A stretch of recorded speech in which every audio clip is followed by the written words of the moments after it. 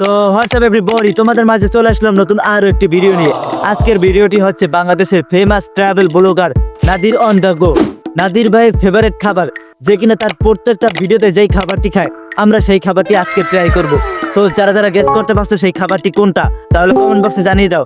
আর যারা গেস করতে পারবে তারা একটু অপেক্ষা করো, একটু পরে তোমরা দেখতে পারবা নাদির ভাইয়ের ফেভারিট খাবার কোনটা। তাহলে চলুন, লেটস গো। আমরা চলে যাচ্ছি নাদির ভাইয়ের ফেভারিট খাবার খেতে। সেজন্য আমরা একটি রিক্সা নিয়ে চলে যাচ্ছি একটি রেস্টুরেন্টে। রিক্সাওয়ালা মামায় পাইলটের গতিতে বিমানের মতো নিয়ে যাচ্ছে চালিয়ে আমাদের গন্তব্য স্থানে। কিছুক্ষণ পর চলে আসলাম আমরা সেই কাঙ্ক্ষিত রেস্টুরেন্টে। এখানে রেস্টুরেন্টে এসে আমরা মেনু লাড়াচাড়া করতেছি। আমরা আগেই জানি যে আমরা কোন খাবারটা খাবো, তারপর এখানে দেখতে আসি, আমরা দেখতে যাচ্ছি যে কোন খাবারটা নেওয়া যায়, কোনটার দাম একটু বেশি। আমরা নর্মাল খাবার খাবো না, আমরা বেশি দামের জিনিসই নিব। সেজন্য আমরা একটু মেনু লাড়াচাড়া করতেছি, দেখতেছি কোন জিনিসটা নেওয়া যায়। তারপরে কিছুক্ষণ অপেক্ষা করার পর আমরা মেনু দেখে এসির বাতাস খেয়ে তারপর আমরা কাঙ্ক্ষিত জিনিসটি অর্ডার দিয়ে দিলাম। আর জিনিসটি অর্ডার দেওয়ার কিছুক্ষণ পর তারপর বললো যে আমাদেরকে কমপক্ষে আধা ঘন্টা অপেক্ষা করতে হবে। তারপর এখানে কি করবো, একটু ঘুরে ঘুরে পরিবেশ দেখতেছি, কে কি রকমের কি করতেছে। কেউ সেলফি তুলতেছে, কেউ খাবারের ছবি তুলতেছে, আর আমরা ভিডিও করতেছি, খাবারের জন্য অপেক্ষা করতেছি। কিন্তু আমাদের এখানে বড় একটা মিস্টেক হয়ে গেছে।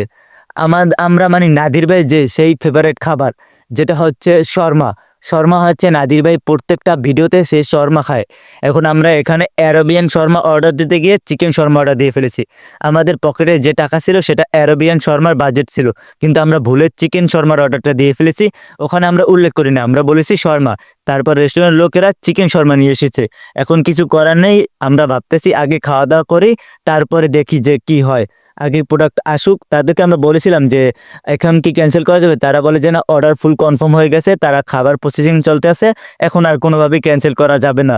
এখন কি আর করার, আমরা বলি যে তাই আসুক খাবার, খাওয়া দাওয়া শেষ করে তারপর রেস্টুরেন্টের পিছনে গিয়ে থালা বাসন মাজবো, তারপর যা হবে তা দেখা যাবে। যেহেতু আমরা অর্ডার ক্যান্সেল করতে চেয়েছিলাম, তাই দেখি সাথে সাথে কিছুক্ষণের ভিতরে খাবার চলে এসেছে। আর শর্মাটা পুরো লিটমাস পেপারের উপর পেঁচানো ছিল। সো মুখে দিয়ে দেখলাম যে না, খুব ভালো একটি খাবার। এজন্যই নাদির ভাই বারবার দেখি এই খাবারটি খায়। খাবারটি খুব মজার ছিল, কিন্তু আমাদের মাথায় একটা চিন্তা ছিল, ওই যে আমাদের টাকা বেশি হয়ে গেছে, এখন আমরা সেই টাকাটা কিভাবে দেব। রেস্টুরেন্টের পিছনে গিয়ে থালা বাসন মাজা লাগবে, এই চিন্তায় একটু খাবার গলা থেকে নামতেছে না। আমাদের নিজেদের ভিতরে একটা ভয় ভয় কাজ করতেছে, শেষে কি করা যাবে। যাই হোক, পরের কাজ পরে দেখা যাবে, আগে খাবারটা উপভোগ করা যাক। আমরা সুন্দরভাবে খাচ্ছি, দেখতে পাচ্ছি কেমন লাগতেছে। এখানে মানে একটা রুটির ভিতর চিকেন দেওয়া থাকে, মিউনিস দেওয়া থাকে, তারপরে শসা দেওয়া থাকে, আর সালাদ দেওয়া থাকে। এই শসাই সালাদ মেবি, আর টমেটো সস লালটা দেওয়া থাকে, আর কোনো কিছু এখানে দেওয়া থাকে না। আর এখানে পরিবেশনটা মোটামুটি ভালো ছিল। এখানে লিটমাস পেপারের উপর পেঁচানো ছিল, আর এক্সট্রা কোনো কিছু না। কিন্তু তারপরেও এখানে এই যে শর্মার দাম খুব কম ছিল, অতিরিক্ত বেশি ছিল না। অন্যান্য জায়গায় যে সব শর্মার দাম যেরকম অতিরিক্ত, এখানে দামটা খুবই কম ছিল।